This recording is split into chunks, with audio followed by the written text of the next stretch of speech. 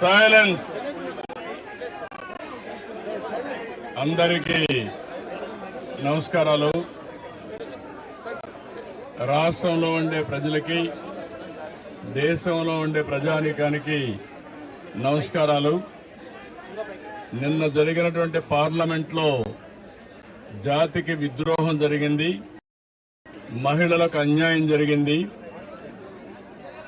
నిన్న భారతదేశ చరిత్రలో ఒక బ్లాక్ డే. ఎందుకంటే అందరూ అనుకున్నాం మహిళలకు 33% రిజర్వేషన్లు వస్తాయి. చట్టసభల్లో ఎన్నో రోజుల నుంచి ఇది పెండింగ్లో ఉంది. ఎన్నో రోజులు పోరాడాం.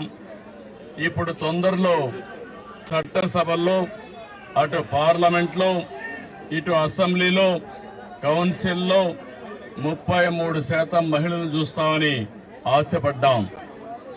ఇన్ని పోరాటాల తర్వాత అందరూ కూడా ముందుకొచ్చే సమయంలో నిన్న కాంగ్రెస్ పార్టీ, దాని మిత్రపక్షాలు ఒక విధంగా చెప్పాలంటే మహిళలకు ద్రోహం చేశారు. ఇది జాతి విద్రోహం. భారతదేశ సంస్కృతి మహిళల్ని గౌరవించడం, అన్ని రంగాలలో వాళ్ళని ఆదరించడం. అందుకని ఎక్కడైతే మహిళలు పూజించబడతారో అక్కడ దేవతలుంటారనేది మన సాంప్రదాయం, మన సంస్కృతి కూడా. అలాంటి సంస్కృతి సాంప్రదాయాలకి భిన్నంగా నిన్న జరిగిన ద్రోహం ఈరోజు నిడదవోళ్ళు నిరసన తెలియజేస్తున్నాం. ఇది ప్రారంభం మాత్రం, దీంతో ఆగదు. మొత్తం మహిళా లోకం ఒకటి కావడం ప్రతి ఒక్కరు కూడా గుర్తుపెట్టుకోవాలి.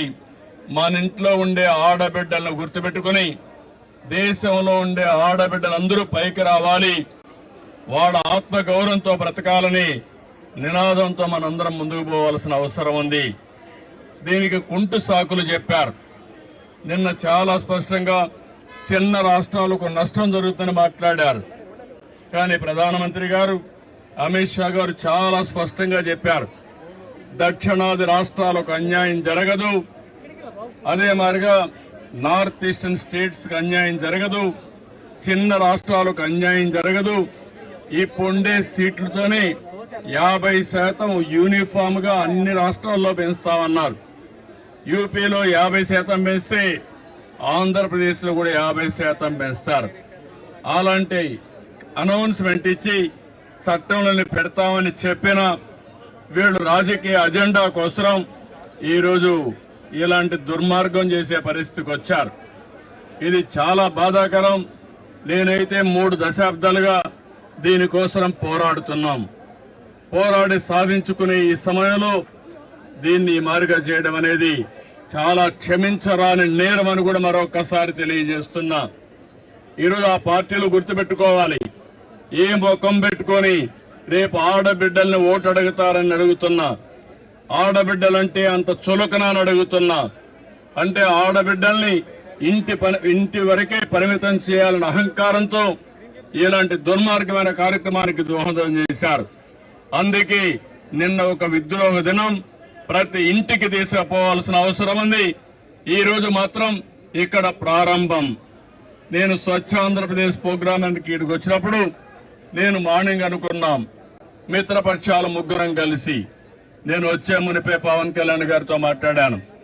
ఆయన ఇక్కడ లేరు కాబట్టి వాళ్ళ ప్రతినిధిగా దుర్గేశం గారు వచ్చారు. ఇంకో పక్క మాధవ్ గారు విజయవాడలో ఉంటే ఆయన కూడా వచ్చారు. మా 3 పార్టీలే కాదు, అన్ని పార్టీలు గుర్తుపెట్టుకోవాలి. మహిళల్ని మీరు ఓటు అడగాలంటే మహిళా సాధికారత కోసం మీరు కూడా అడ్డంకులు సృష్టించకుండా ఉండవలసిన బాధ్యత, కర్తవ్యం మీ పైన హెచ్చరిస్తున్నా. ఇది చాలా బాధేస్తుంది. తెలుగుదేశం పార్టీ అయితే 2017లో ఆ రోజే చట్టంలో, మన అసెంబ్లీలో కూడా చట్టం తీర్మానం చేసి పంపించాం. ఇది 3 దశాబ్దాలుగా, ఒకప్పుడు కాంగ్రెస్ పార్టీ ఉన్నప్పుడు కనీసం అసెంబ్లీలో బిల్లు పెట్టలేకపోయారు.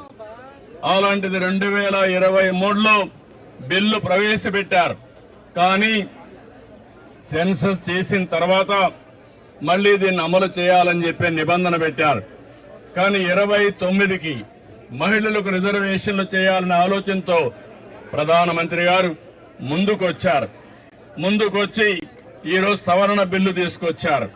అలాంటి సవరణ బిల్లుని వీళ్ళు కావాలని డిఫీట్ చేయడం, దానికి దుర్మార్గంగా మనం చూస్తే రాజ్యాంగ సవరణకు 2/2 మెజార్టీ ఉండాలి. దాన్ని ఆసరాగా తీసుకుని నిన్నంతా వక్రీకరించే భాషలో మాట్లాడారు. మొట్టమొదటిసారిగా వీళ్ళు చూస్తే వీళ్ళు చెప్పింది దక్షిణ భారతదేశంలో ఉండే రాష్ట్రాలకు అన్యాయం జరుగుతుందని, నార్త్ ఈస్టర్న్ స్టేట్స్ కి అన్యాయం జరుగుతుందని, దానిపైన బేషరతుగా పార్లమెంట్ లో ప్రజల సమక్షంలో అందరికి అర్థమయ్యేట్టుగా చెప్తే దాన్ని వదిలిపెట్టి ఇంకా లేనిపోని సాకులు పెట్టి